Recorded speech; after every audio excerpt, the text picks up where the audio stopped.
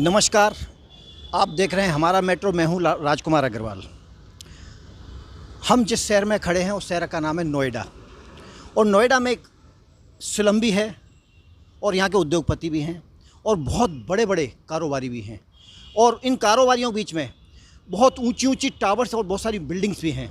लेकिन उन बिल्डिंग में रहने वालों की समस्या क्या है, आज हम आपको वो अवगत कराने वाले हैं। हमारे साथ हैं अन्नू खान जी। अन्नू खान क्या हैं? आप नेफोवा के अध्यक्ष हैं। उनकी समस्या क्या है, समस्या वो खुद रखेंगे और आपको बताएंगे कि सरकार की अनदेखी उनके साथ और उनकी संस्था के साथ कैसे हो रही है। सीधे सीधे चलते हैं अन्नू खान जी। अन्नू खान जी, स्वागत है आपका। जय नमस्कार। आप हमें बताइए, धन्यवाद आपका। आप हमें ये बताइए, आपकी जो संस्था है इतना अच्छा कार्य कर रही है, पूरे शहर में काम कर रही है और आप लड़ रहे हैं जनता के लिए और जनप्रतिनिधि आपके पास कभी आए नहीं, तो आप उनको किस तरह से देखते हैं? उनको भी धन्यवाद जो हमारे पास नहीं आए, लेकिन हम उनके पास गए। समस्या मेन जो आपका विषय जो आपने बोला उस पर हम रखना चाहते हैं कि जो एक्चुअली जिस जगह की हम बात कर रहे हैं वो ग्रेटर नोएडा वेस्ट है, जिसे पहले नोएडा एक्सटेंशन कहा जाता था। एक ऐसी जगह जहां का लैंड यूज चेंज कर मायावती सरकार द्वारा उसको फ्लैट के लिए दिया गया। खैर हम लोगों को नहीं मालूम था उस समय क्या हुआ क्या नहीं हुआ। हमें एक ज़िंदगी भर का एक सपना होता है आम आदमी का कि दिल्ली या एनसीआर में उसका घर हो। उसके तहत सरकार एक योजना लेके आई ग्रेटर नोएडा प्राधिकरण, और उन्होंने वहाँ अलॉटमेंट स्टार्ट करे कि ये बिल्डरों द्वारा एक शहर बसाया जा रहा है। वहाँ हम लोगों ने फ्लैट ख़रीदे। फ्लैट ख़रीदने के बाद हम लोगों को ये पता चला कि ये तो किसान कोर्ट में चले गए ज़मीन, ये अधिग्रहण गलत हुआ था। अब कई प्रोजेक्टों में फ़्लैट मिल गए हैं, लेकिन जिनको मिले हैं वो भी दुखी हैं। उनको मूलभूत सुविधाएं जैसे कि बोला गया था सिंगापुर बना देंगे, दुबई बना देंगे, ऐसे ऐसे लुभावने वादे कागज़ों पे दिखाए गए। बड़े बड़े एक्टर एडवर्टाइज करते थे, उसको लेके ये दिखाते थे कि यहाँ स्विमिंग पूल होगा, यहाँ जिम होगा, यहाँ क्लब होगा, लेकिन वो सुविधाएं बिल्डरों द्वारा नहीं दी गई। आधी अधूरी सुविधाओं के साथ हमें कंप्रोमाइज़ करना पड़ रहा है आज। और ऐसे बहुत से प्रोजेक्ट हैं जहाँ पर नींव भी नहीं खुदी हुई है, वो बायर भी परेशान हैं और जो लोग रह रहे हैं अपने अपने घरों में वो परेशान हैं।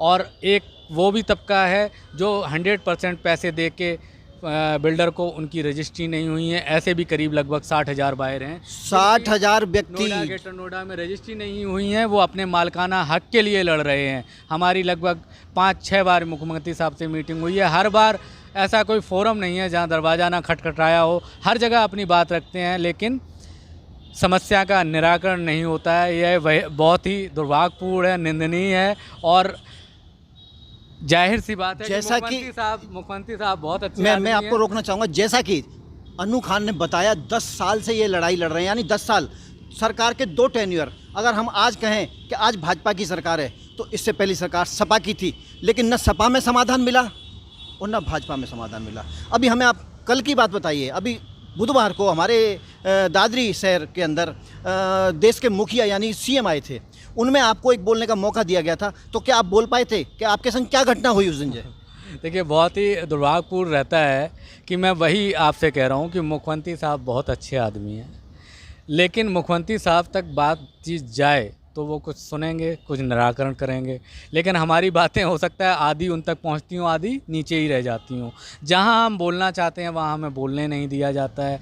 और ये बहुत बड़ी समस्या है, हम लोगों का दर्द भी है कि जब समस्या ही नहीं जाएगी प्रदेश के मुखिया के पास तो कैसे कोई निदान कैसे निकालेगा। आप हमें उस घटना के बारे में बताइए जो आपके साथ में उस दिन, जो बुधवार को हमारे देश के, जो हमारे उत्तर प्रदेश के जो मुखिया आए, आपने बोलने का प्रयास किया और आपको बोलने तक नहीं दिया और आपको धमकी भरे अंदाज में कहा गया।